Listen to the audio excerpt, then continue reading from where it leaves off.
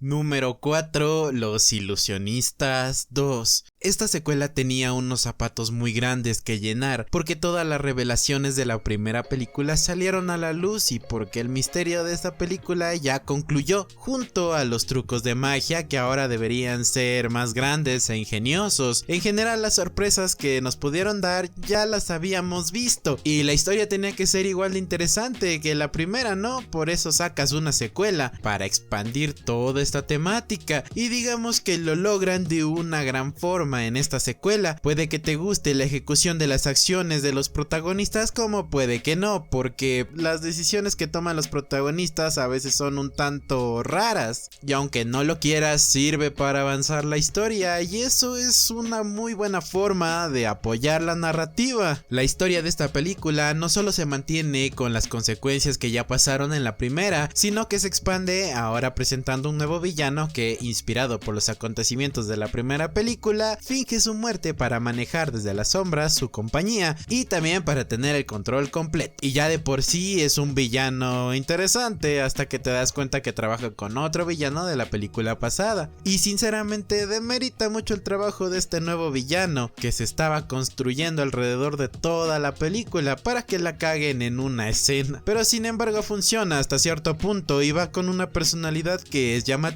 y que, bueno, nos muestra que necesita atención. Con esto logra desmeritar a los jinetes y poner en duda su reputación. Todo esto teniendo apoyo de villanos de la película anterior, poniendo en un gran riesgo a nuestros protagonistas, puesto que ellos, al ya saber cómo pueden actuar estos magos, se adelantan a todos y sus planes les salen bien, y así le da un grado de misterio que, igual que la película anterior, se va revelando poco a poco, siendo muy creativos al incluir a cada villano, luciendo mucho a los actores que interpretan a estos personajes. Son buenas formas de interpretarlos, aunque a veces el doblaje pues sí les hace quedar un poco raro. Las actuaciones están bien, como dije, de los villanos y también de parte de los personajes principales, que acompañado con lo que ya dije de las personalidades, se desenvuelven para que la historia continúe, y el misterio, aunque un poco predecible si es la primera vez que lo ves, sin contexto ni nada, te puede llegar a entretener por todo lo que está haciendo. Al final se arruina un poco, pero una película súper entretenida en mi opinión. Sienta las bases para una secuela que espero que sea igual de entretenida que esta película.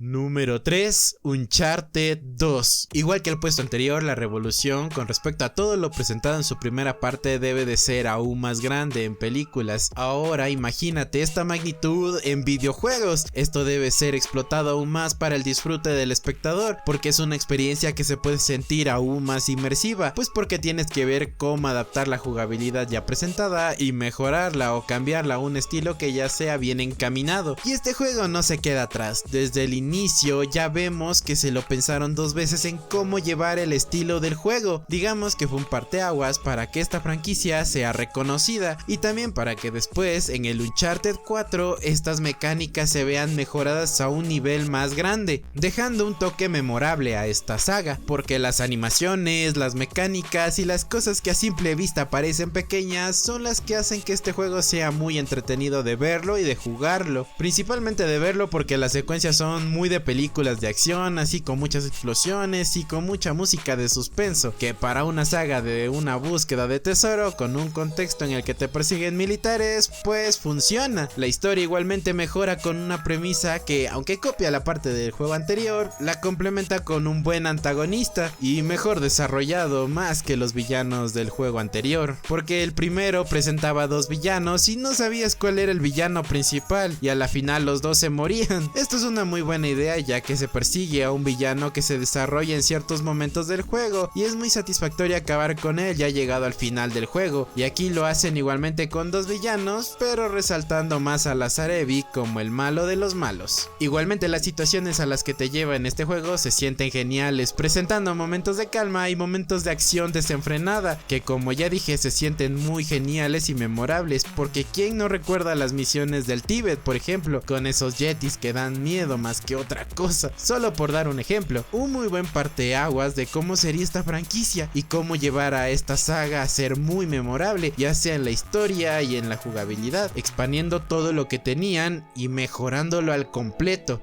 Número 2. Karate Kid 2. A la hora de expandir una historia simple tienes de a dos. Una, que la termines sobrecargando de información y que no se entienda por qué existe esta película. O dos, presentando una premisa similar pero con pequeños cambios que ayudan a que se vea un desarrollo en los personajes y tomando todo lo que tenían para mejorarlos y enseñarnos que existen más cosas en este pequeño universo. Aunque esta película también presenta un cierre a la película anterior que, aunque no aporta mucho a la historia de esta película en general, pues sirve para cerrar la historia de la primera cinta, pero hagámoslo en orden porque si no después me desvío. Esta película toma el segundo camino, cambiando las cosas. Ahora la pelea ya no es en Estados Unidos, sino en un lugar de nacimiento del señor Miyagi, y por una parte nos enseñan cómo era su vida antes de llegar a Estados Unidos, y aunque este señor es un viejito súper amable y tranquilo, no toda su vida fue así, pues en el pasado se enfrentó con su mejor amigo por el amor de una chica, lo cual hizo que se fuera a buscar nuevas oportunidades saliendo del pueblo en donde él vivía. Así que lleva a Daniel a su pueblo para enseñarle cómo era vivir ahí y todas las costumbres que alguna vez tuvo, lo cual hace que Daniel expanda sus horizontes, ya sea en sociedades y también en entrenamiento, porque sigue entrenando cuando llega al pueblito. Aunque un punto negativo sería que se deshacen del interés romántico de Daniel que se presentó en la primera película así de rápido para darle otro en esta película, pues no me pareció tan mal porque se desarrolla un poco lento, solo que sí se pierde en desarrollar una historia más coherente en las relaciones amorosas, pero bueno, es la película que se enfoca en el karate pues. En esta ocasión se enfrenta al sobrino del enemigo de Miyagi, que queda, digamos, un poco poético, ¿cachan? O sea, los mentores se enfrentaron y ahora se enfrenta a su legado, aunque a la mitad tenemos un giro que se hace que el enfrentamiento final pues sea más tenso, una secuela que siempre que la pasan en la tele me la quedo viendo porque es un buen entretenimiento para aquellos que nos gustó la primera y que expande de gran manera todo lo que ya vimos antes, hasta que llegó Cobra Kai y vimos que todos son amigos por alguna razón.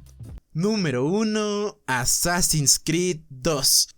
No me quiero enrollar mucho en este puesto, ya que le tengo un video a este gran juego contando mi experiencia con él, cómo me inspiró a seguir la materia que me interesa en la universidad y cómo me inspiró en general. Pero aquí, más que en la jugabilidad, sería lo que mejoraron fue la historia, porque los acontecimientos del primer juego eran muy repetitivos, y aunque el concepto de los Assassins sí perduró, no recuerdo una misión así memorable como la que nos dejó los juegos que le vinieron a la historia de este. Digamos que no se me quedó nada del primer juego, exceptuando el concepto y el personaje de Altair. Y este juego, pues el argumento base de venganza, para ser de las primeras veces que se hacía, pues era un concepto muy bien llevado, y cerrando el juego con que el protagonista no sigue sus emociones sino la razón, una razón que fue adquiriendo en todo el transcurso de la campaña. Esto es sumamente genial porque es un desarrollo que nosotros como jugadores somos testigos de eso, y que aunque sí tenemos partes en donde exageran un poco las acciones de ciertos personajes o la personalidad de algunos, son geniales, porque al igual que Ezio nos encariñamos con todos estos personajes que llegan siempre con una gran enseñanza, tanto física como de sabiduría, haciendo crecer a nuestro protagonista, haciendo que la empatía que tengamos con estos personajes sea muy memorable. Y pues me gusta porque nos da un ideal, un Ezio que prefiere ser mejor a costa de seguir sus emociones, que es un desarrollo creíble para este personaje. Es un muy buen mensaje a decir verdad, y la ambientación es igual de interesante, pero cuando lleguemos al video de este, pues lo descubriremos juntos. Pero quédense con que Assassin's Creed 2 es interesante. Muchas gracias por llegar a esta parte del video, en serio, muchas gracias a todos aquellos que me dan la oportunidad de hacer estos videos. Una vez más, un like, suscribirte y comentar me sería de gran ayuda. Eso sería todo de mi parte. ¡Chao!